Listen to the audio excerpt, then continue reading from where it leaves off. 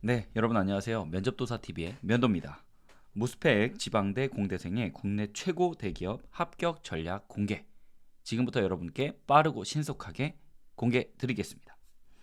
자, 제가 종종 많이 듣는 질문 중에 하나가 멘토님, 지방대에서 우리나라 삼성, SK, LG 이런 식의 10대 대기업, 국내 최고의 대기업에 갈 수 있을까요?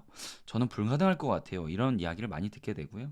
또 그들끼리 나누는 이야기를 들어보면 취업 컨설팅의 그냥 마케팅 아니야?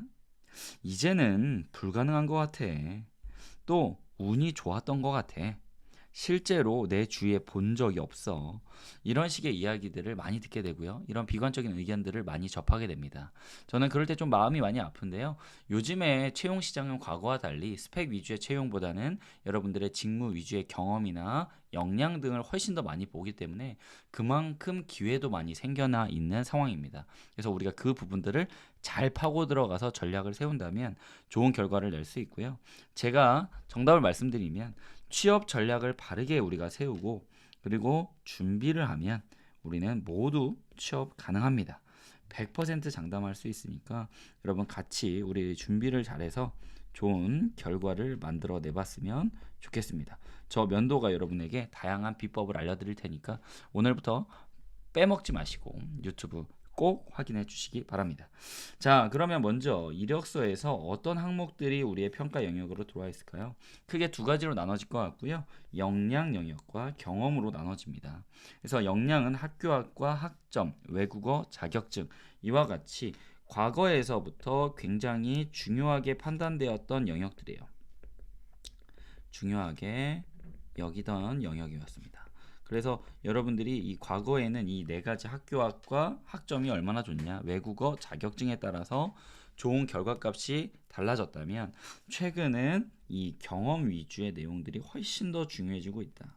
사회활동, 대내외 활동이라고 하고요. 경력상, 수상 실적, 교육 참여 경험, 그다음 봉사, 그다음에 기본 역량 평가 이런 부분들을 회사에서 더 많이 보고 있기 때문에 이런 영역들에 대해서 내가 어떤 상황이고 본인의 현 수준을 먼저 점검을 하고 그거에 맞는 전략을 같이 한번 만들어 보자 이겁니다.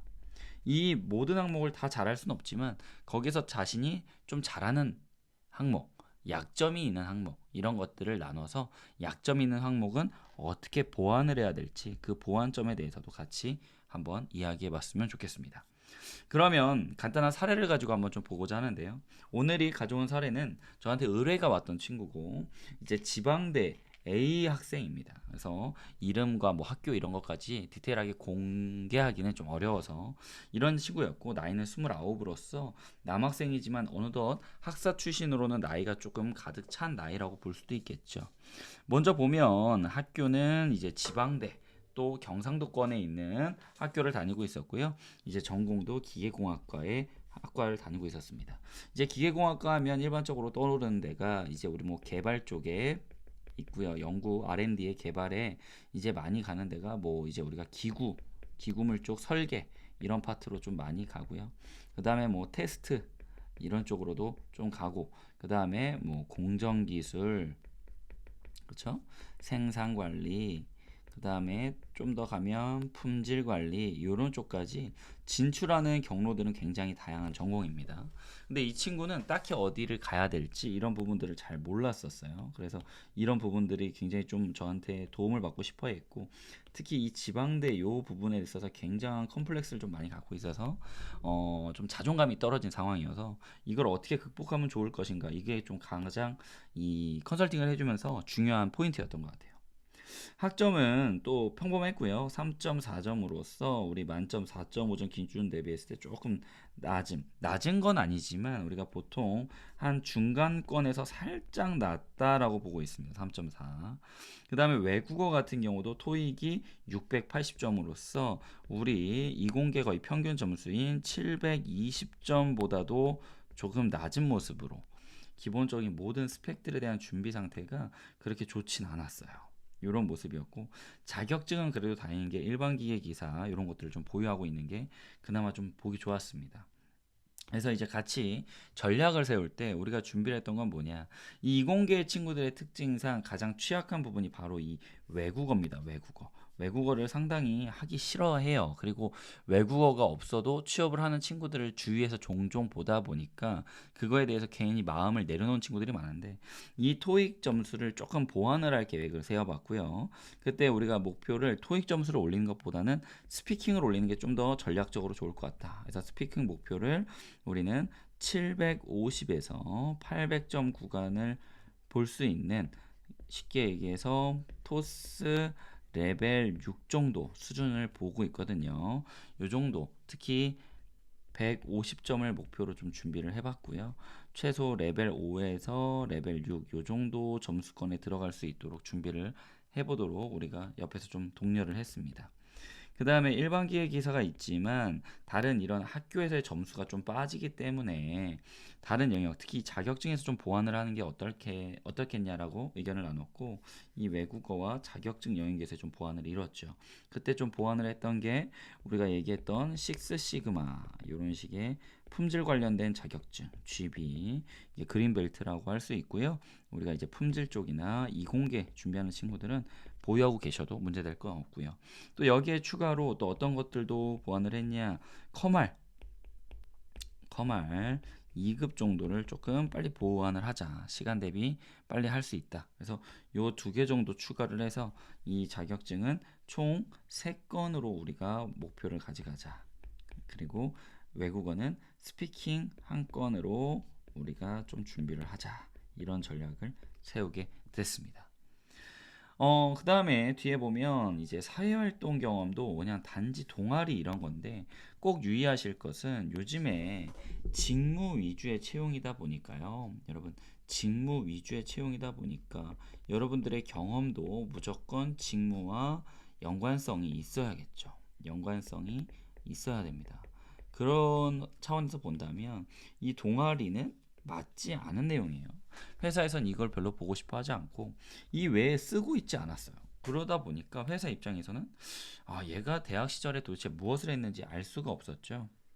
그래서 제가 팁을 드린 건 오히려 대학 시절에 직접 하셨던 프로젝트 경험이라든지 단순 교내 공모전 이런 것들에 대한 경험이라든지 이런 것들을 쓰라. 그 다음에 기관은 본인의 학교로 쓰시면 된다 라고 조언을 드렸고, 이것을 통하여 우리가 변경으로 2건 이상을 추가하였습니다. 그 다음에 경력사항 같은 경우도 전혀 없었는데, 이 친구가 잘못 알고 있었던 것 중에 또 하나가 뭐였냐면, 우리가 현장 실습을 꽤 많이 하십니다. 이 현장 실습은 기록이 가능하세요. 근데 이걸 안 쓰셨더라고요. 그래서 이 현장 실습을 어떻게 경력에 넣어라. 그리고 이 현장 실습에 본인이 했던 데를 보니까 거기에서 이제 설계 파트에서 금형 쪽 설계를 했었더라고요. 그래서 요 내용은 살려서 경력에 추가를 하자 해서 요 내용도 좀 보완을 할 수 있었습니다. 그래서 사회활동도 좀 보완을 시켰고, 경력도 이렇게 안 쓰는 게 아니라 요 현장 실습 내용을 기입하자 이렇게 썼고요. 수상 경험 같은 경우도 기록이 없음이었어요. 원래 안 쓰고 있었는데 이것도 이러면 안 된다. 그래서 솔루션을 준 거는 이제 교내에서 수상을 하셨던 내용들이 좀 있으시더라고요. 교내에서 우리가 진행했었던 뭐 교내 장학생이라든지 그 다음에 대외 공모전에서 입상 이런 내용들을 2건 입력을 해서 이 점수를 보완하였습니다. 교육 실적 같은 경우가 또 예민한데, 이 기계공학과의 특성상 어떤 것들을 조금 배우면 좋냐, 일반적으로 우리 카티아나 이런 다양한 설계에 관련된 여러 가지 소프트웨어들이 많잖아요. 이런 것들에 대한 교육을 좀 참여를 독려하였고요. 온라인 교육 같은 거 이런 것들도 했었고, 그 다음에 공정에 대한 공정 설계, 요즘 이런 것들에 대한 교육이 학교에 온라인 교육으로 되게 많거든요. 이런 온라인 교육으로 적극적으로 참여하도록 독려를 하였습니다. 그래서 이 교육 실적도 2건 정도를 추가하여서 점수를 보완을 했죠. 그래서 이 뒤에 영역들을 완전히 바꿔버렸어요. 그래서 교육 실적도 2건 이상을 채웠고, 그다음에 수상 경험도 2건 이상을 채웠고, 그다음에 현장 실습 이런 것들을 다 기록을 하게 하면서 전체 이력서의 상태가 기존보다 훨씬 더 양호해진 모습을 보이게 됐죠. 그 결과 이 친구는 서류 합격률을 기존의 5% 수준에서 40% 이상의 발전한 속도를 만들었고요. 대부분 지원을 했던 직무는 간단합니다. 생산관리, 공정기술 이쪽을 좀 쓰게 돼 있고요. 특히 우리가 말하는 메이저 기업들은 이 생산관리나 공정기술 쪽으로 좀 쓰게 됐고, 그 다음에 조금 중견기업 쪽으로 만약에 준비를 했다. 중견기업을 지원할 때 대기업 쪽을 쓸 때는 이렇게 썼고, 중견기업을 쓸 때는 우리가 말했던 공정기술이나 개발의 기구 설계 쪽 이런 쪽이나 아니면 다시 생산관리까지 좀 폭넓게 봤던 것 같아요. 이런 전략을 통해서 이 친구는 단번에 합격률도 많이 올리게 됐고요. 그 다음에 국내 대기업 S사, C사의 생산관리팀, 공정기술팀에 최종 합격을 하게 돼서 지금 회사 생활을 잘 하고 계십니다. 이런 식으로 여러분들도 앞에 말한 것처럼 전략을 잘 세우고 하나하나 맞춰서 만들어 간다면 취업이 그렇게 어렵지는 않습니다. 근데 객관적으로 본인의 현 수준을 봐줄 수 있는 분들이 주위에 많이 계시지 않겠죠. 그래서 그런 부분을 저 면도가 최대한 도움을 드릴 테니까 많이 참여해 주시고, 필요한 상황이 있으면 요청을 해 주시고, 그렇게 해서 우리가 함께 쉽게 취업을 해봤으면 좋겠습니다. 오늘의 가장 중요한 포인트는 본인의 현 수준을 파악하는 것이 취업의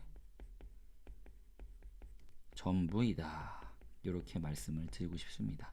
그래서 여러분들도 같이 저와 하나씩 도저히 방법을 못 찾겠다 하시면 요청을 해주시고 꼭 신청을 해주셔서 앞으로 같이 취업 준비 해봤으면 좋겠습니다.